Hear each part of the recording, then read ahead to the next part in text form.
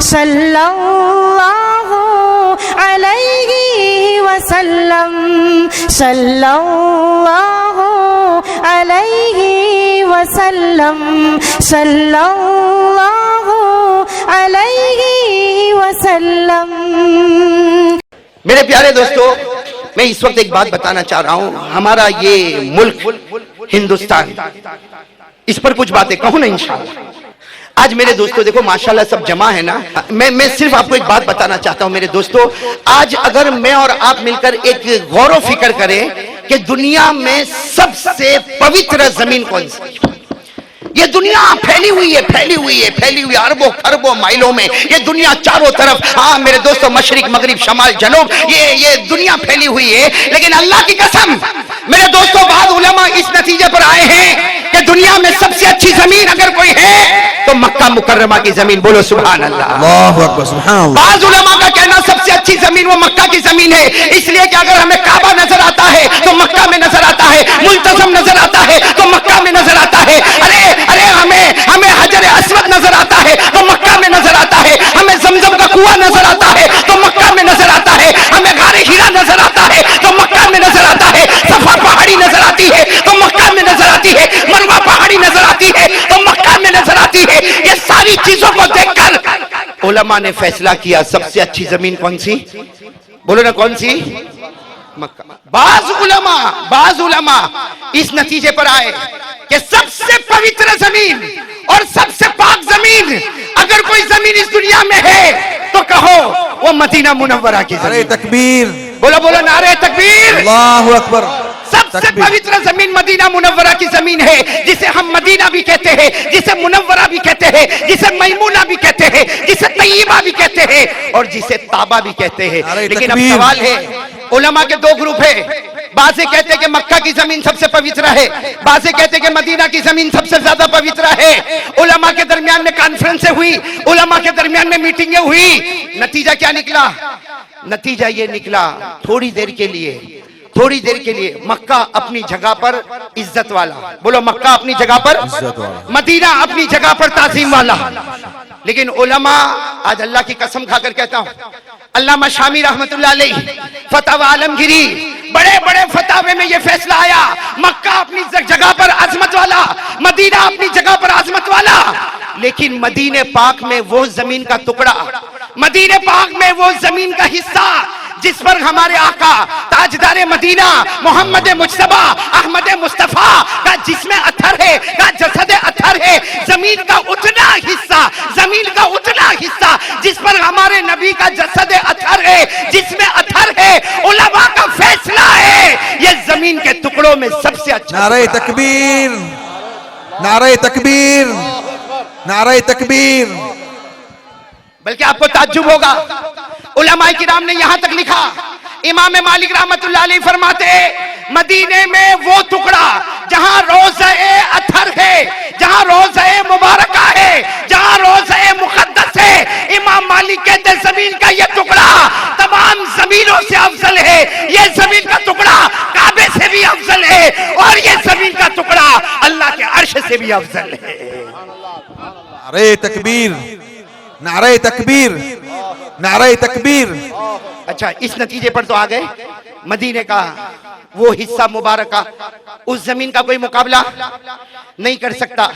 अच्छा, इसके बाद चलो तीसरे नंबर पर कौन सी जमीन, तो आपको कहना पड़ेगा बैतुल मुकद्दस। इसीलिए हदीस पाक में लिखा, सुन लेना, तवज्जो से सुनना, इसीलिए हदीस पाक में लिखा अगर कोई दो रकात मक्के की जमीन में जाकर पढ़े, 2 रकात मक्के की जमीन में जाकर पढ़े, अल्लाह कहते तूने 2 रकात पढ़ी है, मैं 1,00,000 रकात का सवाब तुझे अता करूंगा। बोलो बोलो सुभान अल्लाह, तकबीर। अगर कोई मदीने में जाए और 2 रकात नमाज पढ़े, हमारे आका सल्लल्लाहु अलैहि वसल्लम ने फरमाया तूने पढ़ी है 2 रकात मगर 50,000 रकातों का सवाब मिलेगा। अगर कोई बैतुल मुकद्दस में जाए, वहां जाके 2 रकात नमाज पढ़ेगा 2 रकात नमाज, लेकिन 25,000 रकातों का सवाब मिलेगा। सुभान अल्लाह। तो अब ये कहना पड़ेगा मक्का, बोलो मक्का मुकर्रमा, बोलो बोलो ना साथ में, आवाज थोड़ी और बढ़ाए ना, मैं हमारे ऑपरेटर से कहूंगा थोड़ी आवाज और बढ़ाए, साथ में कह दो भाई कितनी जमीन मुकद्दस हो गई? 3, एक मक्का, एक मदीना और एक, बोलो ना साथ में, बैतुल मक्का में नमाज पढ़ो तो 1 लाख रकातों का सवाब, मदीने में नमाज पढ़ो तो 50,000 रकातों का सवाब, और एक रिवायत में वहां भी 1 लाख रकातों का सवाब, और कोई बैतुल मुकद्दस में जाके नमाज पढ़े तो 25,000 रकातों का सवाब। अब मैं ये अहमदाबाद के मोरारजी चौक में डंके की चोट पर एक बात कहने आ रहा हूं, ये 3 जमीनों के बाद पूरी दुनिया में सबसे अच्छी जमीन कौन सी?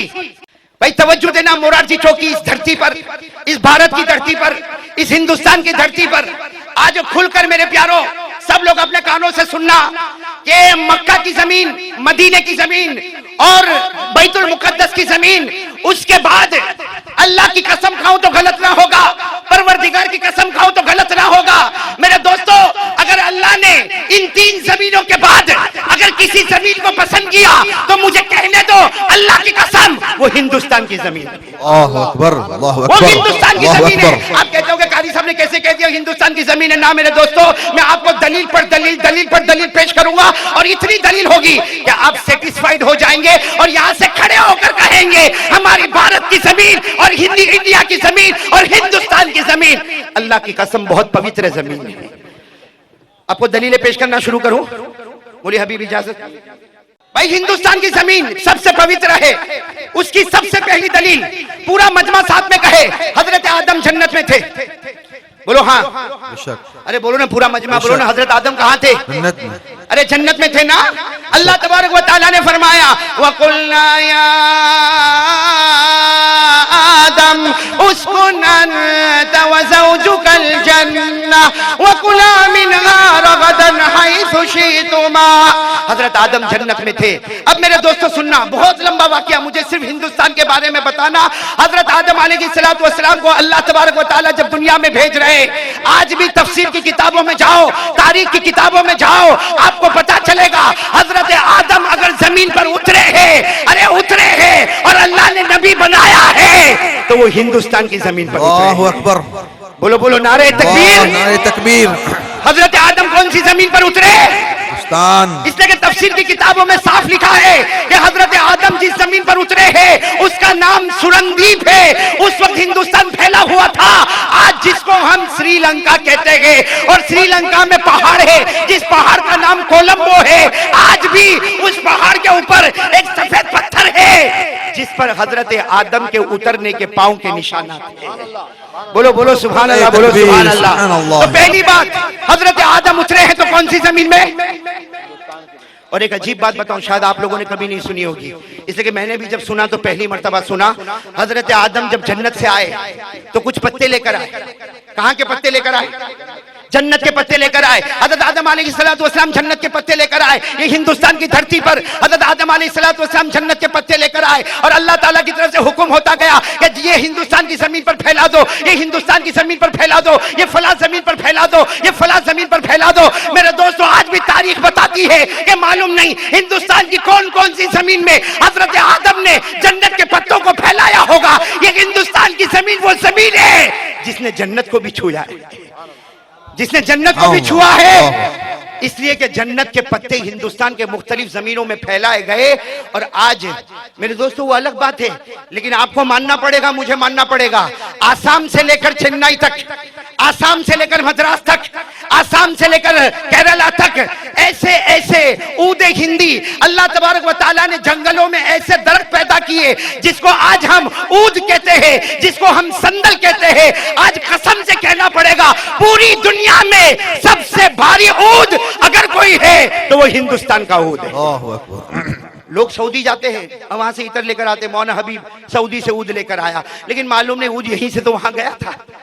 आज मक्का में काबे में जहां भी लोबान जलता है, जहां भी खुशबू आती है, पूछो मक्का वालों से पूछो, मदीना वालों से पूछो, अरब वालों से पूछो, जो ऊद जाता है वो ऊद हिंदी है, जो संदल जाता है वो संदल हिंदी है। मेरे दोस्तों, हजरत आदम नबी बने हैं तो हिंदुस्तान की जमीन पर, और जन्नत के पत्ते आए हैं तो हिंदुस्तान की जमीन पर। और बताऊं आगे के बस बताऊं आगे बताऊं? एक बात सुन लो, मौलाना हबीब साहब थोड़े नाराज हो रहे, एक बात और सुन लो मेरे दोस्तों। हजरत आदम के बेटे या बेटे के बेटे, यानी बेटे या पोते, उनका नाम है हजरत शीस। बोलो क्या नाम है? हजरत। आप तफसीर की किताबों में चले जाओ, तारीख की किताबों में चले जाओ, हजरत आदम के बेटे या बेटे के बेटे हजरत शीश, यूपी की जमीन जिला फैजाबाद में आज भी अल्लाह की कसम हजरत शीश का मजार मुबारक वहां मौजूद है। तो हजरत शीश भी आए हैं, तो बोलो कौन सी जमीन पर? हिंदुस्तान। और एक अजीब बात बताऊं, हजरत नूह अलैहिस्सलाम के जमाने में तूफान आया, बोलो तूफान आया नहीं आया? और लोग कश्ती में बैठे कि नहीं बैठे?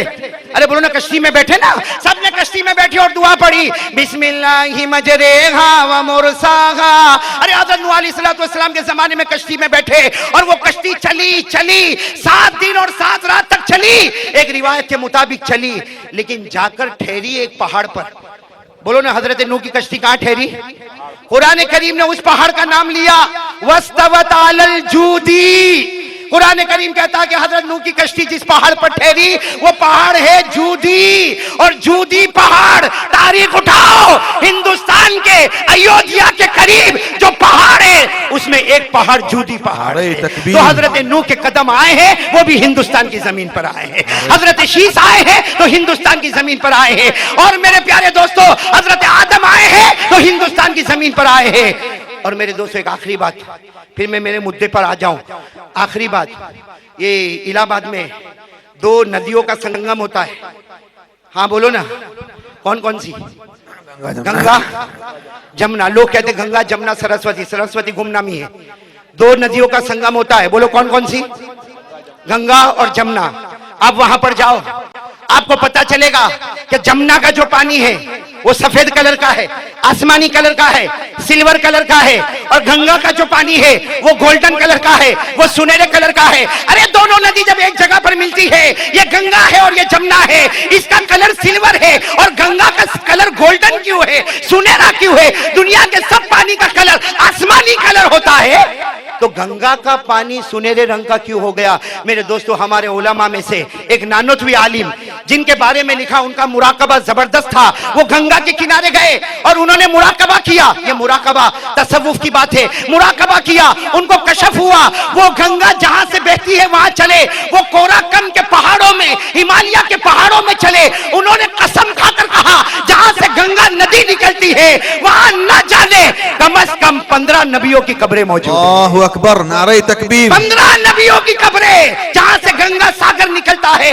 वहां नबी की कब्रें मौजूद है। हजरत नूह जो कश्ती में उतरते हैं, वो कश्ती वो कश्ती जिस पहाड़ पर आती है वो हिंदुस्तान में, हजरत शीश के कदम हिंदुस्तान में, हजरत आदम के कदम।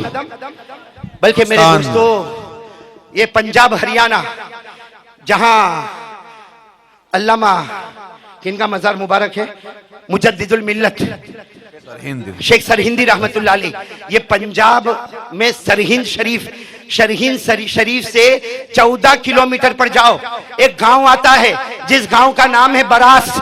एक जमाने में वहां की सारी आबादियां बर्बाद हो गई, लेकिन अल्लाह की कसम आज भी तारीख की किताबों में लिखा है कि सरहिंद शरीफ यानी पंजाब और हरियाणा में सरहिंद शरीफ से 14 किलोमीटर पर जो एक कब्रिस्तान है, जिस कब्रिस्तान का नाम है बरास, वहां भी न जाने कितने अंबिया की कब्रें हैं। और आज वहां पर एक मदरसा कायम है जिसका नाम है गुलजारे अंबिया। नारे तकबीर। मेरे दोस्तों, ये इंडिया की जमीन, हिंदुस्तान की जमीन, भारत की जमीन बहुत पवित्र है, बहुत पवित्र है। लेकिन मेरे प्यारों, इस जमीन को हमने गुनाहों से खराब किया। जब मेराज की बात आएगी तब हम इस बात पर फिर आएंगे। मुझे इस वक्त सिर्फ एक बात ये कहना है, ये जो दिल्ली है ना, दिल्ली हिंदुस्तान की राजधानी, बोलो हिंदुस्तान की राजधानी दिल्ली। एक जमाना था, आज हम उसको दिल्ली कहते हैं, हिंदुस्तान की राजधानी कहते हैं। एक जमाना था, इसे दारुल औलिया कहा जाता था, इसे बैतुल फुकरा कहा जाता था, बल्कि इसे 22 खाजगान की चौखट कहा जाता था। ये अजमेर वाले बाबा हजरत ख्वाजा मोइनुद्दीन चिश्ती रहमतुल्लाह अलैह, उन्होंने अपने शागिर्द हजरत ख्वाजा कुतुबुद्दीन बख्तियार काकी को कहा, दिल्ली चले जाओ। हजरत ख्वाजा कुतुबुद्दीन बख्तियार काकी दिल्ली गए और दिल्ली जाकर कहा, हजरत ख्वाजा मोइनुद्दीन चिश्ती से कहा, मुझे दिल्ली में अच्छा नहीं लगता। हजरत ख्वाजा मोइनुद्दीन चिश्ती ने कहा, दिल्ली में रहो, अल्लाह तुम्हारी जरिए से 22 वलियों को यहां पर पैदा करने वाला। नारे तकबीर। दिल्ली 22 ख्वाजा की चौखट बनी, ये हमारे हिंदुस्तान में। और आज मेरे प्यारे दोस्तों, वो जो उलमा का सिलसिला चला है, भले दिल्ली में 22 ख्वाजा की चौखट है, लेकिन उसके बाद में उलमा आए मेरे दोस्तों, उलमा आए, गुजरात की जमीन पर आए, अहमदाबाद की जमीन पर आए, सूरत की जमीन पर आए, भरूच की जमीन पर आए। बल्कि मेरे दोस्तों हम सीना ठोक कर ये कहते हैं कि सबसे पहले हिंदुस्तान में हदीस का इल्म आया है तो गुजरात की जमीन नारे पर आया। तकबीर, अल्लाहु अकबर। ये अहमदाबाद में, ये अहमदाबाद वो अहमदाबाद है जहां शेख कुतुब आलम आए, जहां शाह आलम आए, जहां शेख अहमद कत्तू आए, जहां उस्मान साबरमती आए, जहां सैयद मालिक शहीद आए। अरे मेरे दोस्तों कितनों के नाम गिनवाए जाए जो गुजरात के बड़े बड़े उलमा है। लेकिन आज मैं ये हिंदुस्तान की बात करते हुए आज बहुत फख्र महसूस करता हूं कि आज भी अल्लाह का एहसान है, अल्लाह का एहसान है हमारे हिंदुस्तान में कुरान करीम की तालीम आज भी जारी है और बोलो इंशाअल्लाह कयामत तक जारी रहेगी। इंशाअल्लाहुल अज़ीज़, अल्लाहु बोलो अकबर। कयामत तक जारी रहेगी इंशाअल्लाह। साथ में कह दो हमारा भारत वतन महान, बोलो हमारा भारत वतन, बोलो हमारा हिंदुस्तान महान।